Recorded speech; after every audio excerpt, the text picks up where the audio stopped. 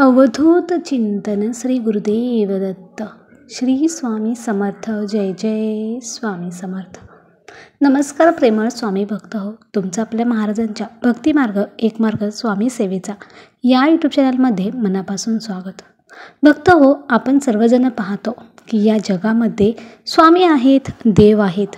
म्हणजेच काय तर जिथे चांगली शक्ती आहे तेथे वाईट शक्तीही नक्कीच आहे. तर आपल्यापैकी बऱ्याच भक्तांना असा अनुभव आलेला असेल की आपल्यावरती कधी वाईट शक्ती खूपच हावी होते. म्हणजेच काय तर ह्या जगामध्ये भूत, पिशाच, आत्मा यांचाही संपर्क आपल्याला नक्कीच येतो आणि आपल्याला असे अनुभव देखील आलेले आहेत. तर आजचाही अनुभव असाच आहे. तर ह्या ज्या ताई आहेत त्यांच्या लहान बाळावरती एक पिशाच कसं हावी झालं होतं आणि त्यानंतर त्यांच्या पुढे त्या बाळाचं काय झालं, त्यांनी त्या पिशाच्याला कशाप्रकारे दूर केलं हे आपण या अनुभवामध्ये पाहणार आहोत. भक्तांनो, वाईट शक्ती कितीही ताकदवान असू द्या किंवा ती कितीही प्रभावशाली असू देत, पण त्याच्यावरती मात करण्यासाठी चांगली शक्ती मात्र या जगामध्ये नक्कीच आहे आणि हे या अनुभवातून सिद्ध होतं. चला तर मग आजच्या या सुंदर अनुभवाला सुरुवात करूयात. तत्पूर्वी तुम्ही जर आपल्या भक्तिमार्ग एक मार्ग स्वामी सेवेचा या यूट्यूब चॅनलवरती नवीन असाल तर आत्ताच सबस्क्राईब करून स्वामी भक्तांना जॉईन व्हा. स्वामी भक्तांना स्वामी भक्त जोडूया आणि प्रत्येक कुटुंब स्वामीमय करूया. श्री स्वामी समर्थ. जय जय स्वामी समर्थ. तर ताई म्हणतात की सर्वप्रथम सर्व भक्तांना श्री स्वामी समर्थ. माझ्या जीवनाचे सूत्रधार आणि या ब्रह्मांडाचे मालक श्री स्वामी समर्थ यांना त्रिवार वंदन करून मी माझा आजचा अनुभव तुम्हा सर्वांना सांगत आहेत. तर ताई म्हणतात की माझे नशीब थोर आहे म्हणून मी या एवढ्या मोठ्या संकटातून वाचले आणि मी माझ्या मुलाला त्यातून देखील वाचवू शकले. ह्या सर्वांचं श्रेय फक्त माझ्या स्वामींना जातं. स्वामी होते म्हणूनच आज माझं कुटुंब अगदी व्यवस्थित आणि आनंदात आहे. तर ताई म्हणतात की मी लहानपणापासून स्वामींच्या सेवेत नव्हते. अगदी मी 12वीला कॉलेजला गेले तेव्हा माझे माहेर हे ग्रामीण भागामध्ये आहे. तर तेथे फारसे शाळा कॉलेजेस जवळजवळ नव्हते, परंतु मी सुद्धा हट्टाने एका कॉलेजमध्ये ॲडमिशन घेतलं होतं आणि माझं 12वीला तेथून म्हणजेच काय तर घरापासून ते कॉलेज लांब होतं. त्यासाठी मला सकाळी एस टीने जावं लागत होतं. मी दररोज सकाळी 7च्या एस टीने जायचे आणि दुपारी 3-4 वाजेपर्यंत घरी यायचे. मी दररोज एस टीने जाताना एक ताई होत्या, त्या देखील जॉबला होत्या. त्या ताई जॉबला माझ्यासोबतच यायच्या. मी कॉलेजला जायचे आणि त्या जॉबला जायच्या. आम्हा दोघींची चांगली ओळख झाली आणि आम्ही दोघं एकाच सीटवरती शेजारी बसू लागलो. दररोज त्या ताई अगोदर आल्या तर त्या माझ्यासाठी सीट पकडायच्या, मी अगोदर आली तर मी त्या ताईंसाठी पकडायचे आणि आम्ही दोघी एकत्रच जायचो. त्या ताई स्वामींच्या मोठ्या सेवेकरी होत्या. त्यांचा स्वामींवरती अगदी नितांत श्रद्धा होती. स्वतःपेक्षा पण जास्त स्वामींवर विश्वास होता. त्या ताई मला नेहमी सांगायच्या की तू पण स्वामींची सेवा कर. मात्र मी कधी त्या ताईंचं ऐकलं नाही, परंतु मनामध्ये स्वामींविषयी ओढ मात्र निर्माण झाली होती. स्वामींविषयी भरपूर काही वाटायचं, परंतु सेवा करावी असं कधी मनात आलं नाही. आणि पुढे 2 वर्षांनी माझं लग्न झालं. मला जवळच्याच एका गावामध्ये दिलं होतं. आता तेथेही मी, माझे सासू सासरे आणि मिस्टर असं आमचं 4 जणांचंच कुटुंब होतं. आम्हाला फारशी शेती नव्हती. माझे मिस्टर बाहेर जॉबला होते. बाहेर म्हणजे ते अगदी गुजरातला होते. ते गुजरातमध्ये एका चांगल्या कंपनीमध्ये जॉबला होते आणि लग्न झाल्यानंतर मुलीलाही मी तेथेच घेऊन जाणार आहे असं त्यांनी सांगितलं. म्हणून माझ्या आईवडिलांनी तेथे माझं लग्न लावून दिलं. मात्र लग्न झालं आणि मिस्टर एकटेच गुजरातला गेले. ते म्हणाले की पुढच्या वेळेस तुला नेतो, तू आता माझ्या आईवडिलांची सेवा कर. मीही त्यांच्यावरती विश्वास ठेवला आणि घरीच राहिले. पुढे मग असेच लग्नाला 2 वर्ष झाली. अजूनही मिस्टरांनी मला नेले नव्हते. मी नेहमीच त्यांना म्हणायचे की मला तुमच्यासोबत घेऊन चला, मला इथे करमत नाही, मी एकटी घरी काय करणार. असं मी सारखं मिस्टरांना वारंवार सांगायचे, मात्र मिस्टर मला न्यायला तयारच नव्हते. आता मला प्रेग्नन्सी राहिली आणि प्रेग्नन्सीमध्ये एवढा लांबचा प्रवास मला शक्य नव्हता. डॉक्टरांनी लांबचा प्रवास करू नका असं सांगितलं होतं. आणि नंतर अशीच 9 महिने गेले. माझी डिलिव्हरीची वेळ आता जवळ येऊ लागली आणि आम्हाला छानसा अगदी सुंदर गोंडस असा मुलगा झाला. मग मुलगा झाल्यानंतर मी माहेरी गेले आणि बाळ थोडंसं मोठं झाल्यानंतर पुन्हा सासरी आले. आता मी पुन्हा मिस्टरांना म्हणू लागले की मला तुमच्यासोबत गुजरातला यायचं आहे. मला आणि बाळाला इथे आता आम्हाला ठेवू नका, कारण बाळ वारंवार आजारी पडतं किंवा त्याच्या अनेक काही तक्रारी असतात. मी त्याला एकटीला कुठे कुठे फिरू. तर मिस्टर म्हणाले की हो ठीक आहे, आपण पाहूयात. असं म्हणत आता बाळ पूर्ण 4 वर्षाचं झालं होतं. तरीही मिस्टरांनी मला गुजरातला नेले नव्हते. आता लग्नाला 6 वर्ष झाली होती. मी मात्र आशा ठेवली होती की मिस्टर कधीतरी घेऊन जातील. मात्र मिस्टर आम्हाला न्यायला तयारच नव्हते. असंच एकदा काय झालं की मी मोबाईल पाहत होते आणि मोबाईलवरती एक मला व्हिडिओ दिसला. त्यामध्ये लिहिलं होतं की स्वामींचं हे गाणं जो कोणी भक्त ऐकेल त्याचे सर्व दुःख संकट दूर होतील आणि मनातील जी इच्छा असेल ती पूर्ण होईल. मी लगेच त्या व्हिडिओवरती क्लिक केलं आणि तो व्हिडिओ प्ले झाला. त्या व्हिडिओमध्ये स्वामींविषयी अतोनात सांगण्यात आलं आणि त्यासोबतच तारक मंत्रही मी ऐकला. आता तारक मंत्र ऐकल्यानंतर मला फारच प्रसन्न वाटू लागलं होतं. आता जास्त काही काळजी वाटत नव्हती, म्हणून मी दररोज स्वामींचे तारक मंत्र ऐकायचे, तारक मंत्र म्हणायचे देखील. आता स्वामींविषयी बरंच काही वाटू लागलं होतं, म्हणून मी स्वामींना नवस बोलले की महाराज, मला आता माझे मिस्टर जर घेऊन गेले तर तेव्हाच मी तुमचा फोटो किंवा मूर्ती घेऊन येईन आणि तुमची सेवा करेन. असं झाल्यानंतर मी मग महाराजांची दररोज मनोभावे सेवा करू लागले. म्हणजेच काय की तारक मंत्र म्हणणे आणि स्वामी जप करणे. हे करता करता आता 1 महिना उलटला आणि माझे मिस्टर घरी आले. माझे मिस्टर घरी आले आणि म्हणाले की चल, मी तिथे रूम पाहिलं आहे, आता आपण दोघेही गुजरातला जाऊयात. हे ऐकून मला खूपच आनंद झाला आणि मी स्वामींना शरण गेले, स्वामींचे आभार मानले. स्वामींना म्हटलं की स्वामी, आता मी तुमची मूर्ती नक्कीच घरी आणेन आणि तुमची अगदी मनोभावे सेवा करेन. असं म्हणून आम्ही गुजरातला गेलो. मिस्टरांनी तेथे एक रूम पाहिली होती. आम्ही त्या रूममध्ये शिफ्ट झालो. जे काही सामान मी थोडंफार नेलं होतं त्याने सर्व काही आवराआवर केली आणि आता आमचा नवीन संसार तिथे सुरू झाला होता. अगदी चाळीच्या तिथेच ती रूम होती. असे फ्लॅट वगैरे काहीही नव्हते. जेव्हा आम्ही त्या घरामध्ये गेलो तेव्हा ते घर अत्यंत जुनाट होते आणि आतमध्ये कुबट असा वास येत होता. मी मिस्टरांना म्हटलं की इथे कोणी अगोदर भाडेकरू नव्हते का?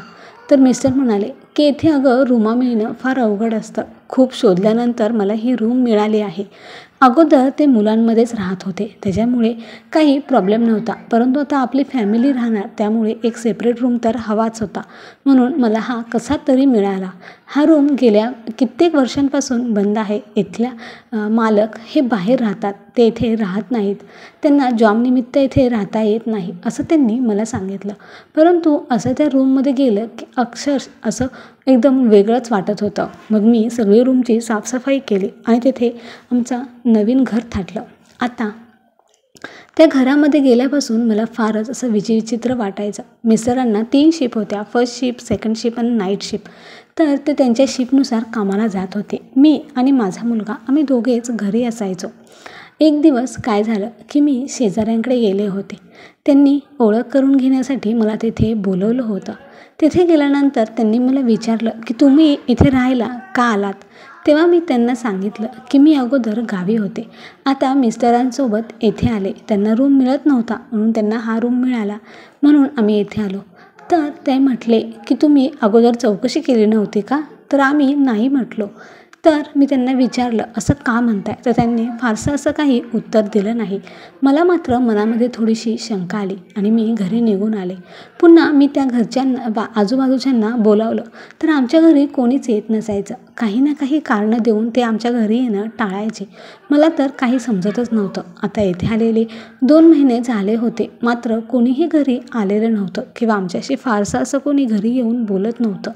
जे काही बोलायचं आहे ते बाहेरच बोलायचे. घरात कुणी डोकावतसुद्धा नव्हतं. मला तर काही समजतच नव्हतं, कारण जे इतर शेजारी पाजारी होते ते एकमेकांकडे जात होते, बसत होते, बोलत होते, परंतु आमच्या घरीच कोण येत नव्हतं. अचानक काय झालं, माझा मुलगा खूपच आजारी पडला आणि मी त्याला डॉक्टरकडे घेऊन गेले. सर्व काही झालं. त्याला प्रचंड प्रमाणात ताप येत होता आणि मुलगा असा रात्रीचा वारंवार उठून रडायचा व झोपेत देखील घाबरायचा. आता माझा मुलगा 4.5 वर्षाचा झाला होता. मी मिस्टरांना सांगायचे की अहो, हा सारखाच असा एकटा एकटा बसतो किंवा सारखाच रडतो, घाबरतो, जेवतही नाही व्यवस्थित, त्याची तब्येत खूपच खराब झाली आहे. मात्र मिस्टरांनी म्हटले की आता त्याचं खेळण्याचं वय आहे, त्यामुळे त्याची तब्येत आता खराब होणारच, असं माझ्या मिस्टरांनी सांगितलं. मात्र मला काही वेगळी शंका येत होती, कारण माझा मुलगा जसा गावी राहत होता तसा इथे राहत नव्हता. तो इतर मुलांमध्ये खेळायलाही जात नसायचा किंवा तो त्या रूमच्या बाहेरच जात नव्हता. त्यामुळे मला तर काही समजतच नव्हते. माझी स्वामींची सेवा सुरूच होती. मी गुजरातमध्ये आल्या आल्या स्वामींची मूर्ती ही आणली होती, तसेच स्वामीचरित्र सारामृत देखील आणले होते. आता काय झालं की माझ्या मुलाला खूपच ताप आला, म्हणून मी त्याला डॉक्टरांकडे घेऊन गेले. डॉक्टरांनी त्याला ॲडमिट करा असं सांगितलं. मग 2 दिवस आम्ही त्याला तिथेच ॲडमिट केलं. त्याचे डोळे प्रचंड खोल गेले होते आणि त्याची तब्येत देखील खूपच खराब झाली होती. मला तर काय करावे काहीच समजत नव्हते. आणि मग 2 दिवस झाल्यानंतर मी त्याला घरी घेऊन आले. घरी आले की पुन्हा रात्र झाली आणि रात्री 12:00च्या दरम्यान तो जोरजोरात ओरडू लागला. त्याला बोलावं काय हेच सुचत नव्हतं. तो प्रचंड प्रमाणात ओरडत होता. मी त्याच्या अंगाला हात लावला तर त्याचं अंग तापाने नुसतं फणफणत होतं आणि मिस्टर नाईट शिफ्टला गेले होते. आता इतक्या रात्रीचं तरी मी त्याला डॉक्टरकडे कसं घेऊन जाणार होते, म्हणून मी शेजाऱ्यांना जाऊन उठवलं आणि त्यांना सांगितलं की अहो, असं असं होतं आहे, म्हणून तुम्ही जरा येऊन बघता का. मात्र शेजारी आमच्या घरी यायला तयार नव्हते. ते म्हणाले की तुमच्या मुलाला इथेच घेऊन या.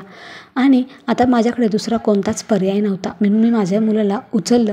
जेव्हा मी माझ्या मुलाला उचललं तेव्हा त्याचं वजन इतकं होतं की जणू मी 50-60 किलोचा बोजा उचलते असं मला ते जाणवत होतं. मला तर मुलाला उचलल्या काही समजलंच नाही आणि मला तो झेपतही नव्हता. मग मी कसं तरी त्याला उचलून शेजाऱ्यांच्या घरी आणलं आणि त्यांच्या सोफ्यावर ठेवलं. आता मात्र ह्याचं इतकं वजन कशाने वाढलं हे मला समजलंच नाही, की मी नक्की प्रत्यक्षात घडते की स्वप्न पाहते हेच मला समजत नव्हतं. म्हणून मग मी शेजाऱ्यांना म्हटलं की अहो, असं असं झालं आहे. तेव्हा त्यांनी दरवाजा बंद करून घेतला आणि आम्हाला आतमध्ये बसवलं.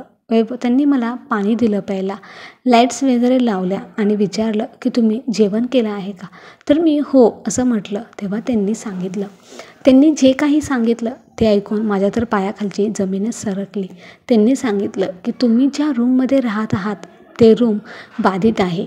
तेथे अगोदर एका मुलाने आत्महत्या केलेली आहे आणि त्याचंच जे काही पिशाच्च आहे ते त्या घरात आहे आणि त्यामुळे येथे कोणीही भाडेकरू राहत नाही आणि त्यामुळेच हे रूम मालक जे आहेत त्यांनी हे घर बंद करून ते येथून निघून गेलेले आहेत. त्यांच्या मुलाला देखील असाच त्रास होत होता. म्हणूनच आम्ही तुम्हाला विचारलं होतं की तुम्ही चौकशी केली होती का. आता हे सर्व ऐकून तर माझ्या पायाखालची जमीनच सरकली. आता मुलाला नक्की काय करावं आणि कसं या पिशाच्याच्या ह्याच्यातून बाहेर काढावं हे मला काही समजतच नव्हतं. मी सकाळपर्यंत त्यांच्याच घरी थांबले आणि जेव्हा मिस्टर आले तेव्हा मी त्यांना घडलेला सर्व प्रकार सांगितला आणि तेव्हा आमचा मुलगा शांत होता, अगदी नॉर्मल असल्यासारखा होता. त्याचे डोळे फक्त लाल भडक झाले होते. माझ्या मिस्टरांनी त्याला उचलून घेतलं. तेव्हा ते म्हणाले की नाही अगं, ह्याचं वजन आहे असंच आहे, तू उचलून बघ. म्हणून जेव्हा मी माझ्या मुलाला उचललं तेव्हाही त्याचं वजन तेवढंच होतं, म्हणजेच की त्याचं जे नॉर्मल वजन आहे तेवढंच होतं.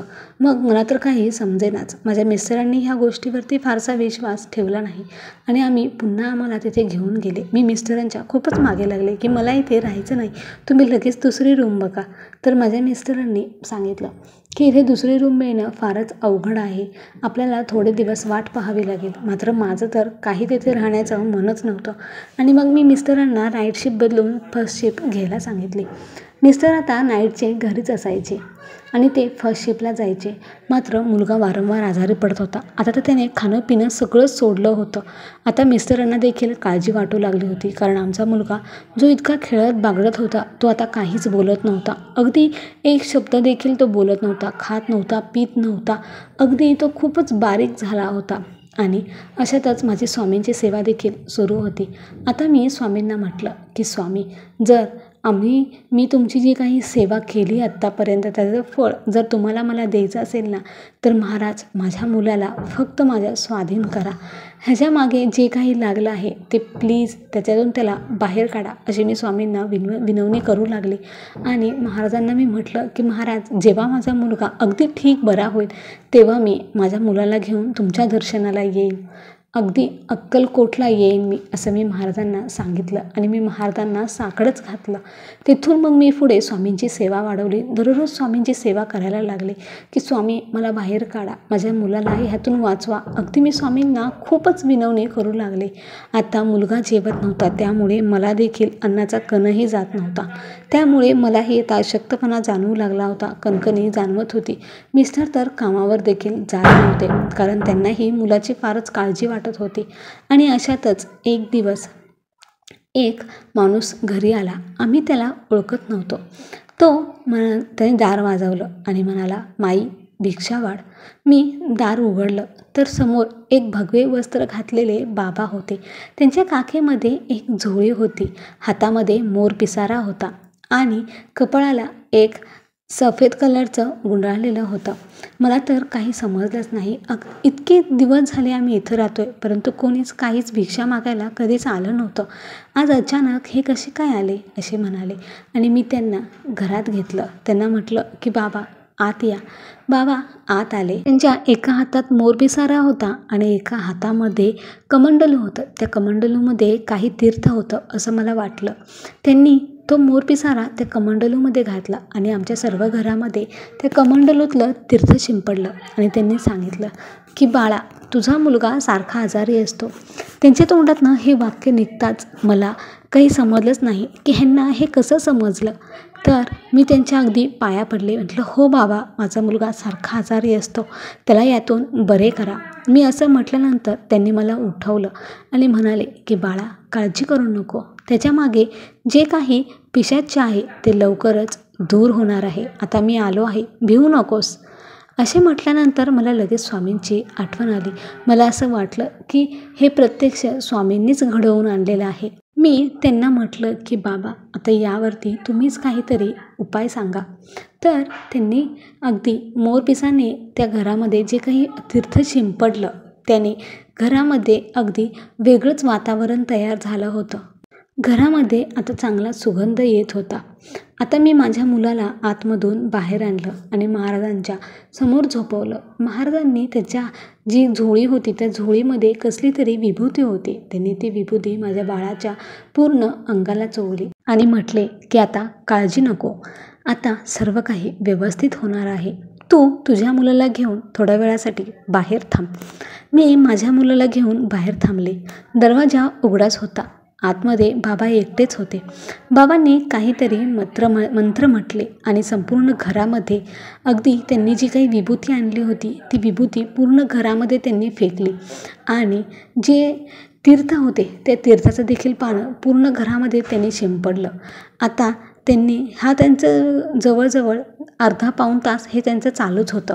ते जे काही मंत्र म्हणत होते त्यामुळे असं जाणवत होतं की घरामधून धूर बाहेर पडतो आहे. प्रत्येक कोपऱ्यामध्ये असं सफेद सफेद सफेद सफेद असं काहीतरी बाहेर येताना मला दिसत होतं आणि ते मला जाणवत होतं.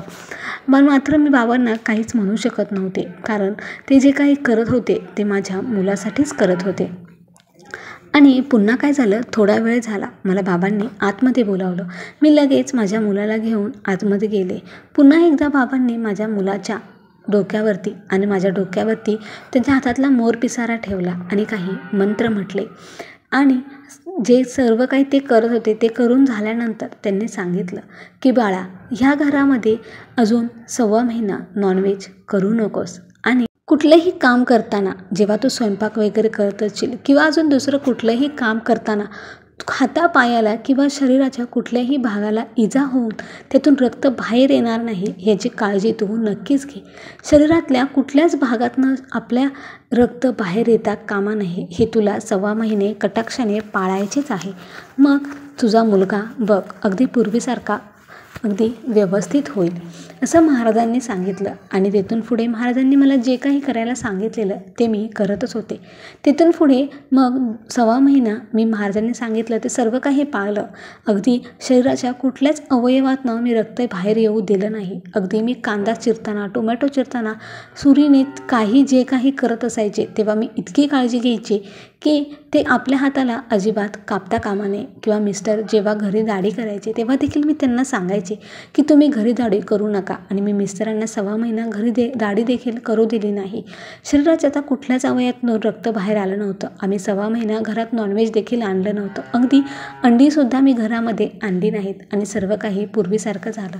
माझा मुलगा व्यवस्थित झाला आणि ही सर्व महाराजांचीच कृपा होती. आणि मग 2 महिने झाले की आम्हाला दुसरीकडे एक रूम मिळाला आणि माझा मुलगा आता पुन्हा पहिल्यासारखा व्यवस्थित आहे. 2 महिन्यानंतर आम्ही दुसऱ्या रूममध्ये शिफ्ट झालो आणि आता त्या ठिकाणी दुसरे भाडेकरू राहत आहेत.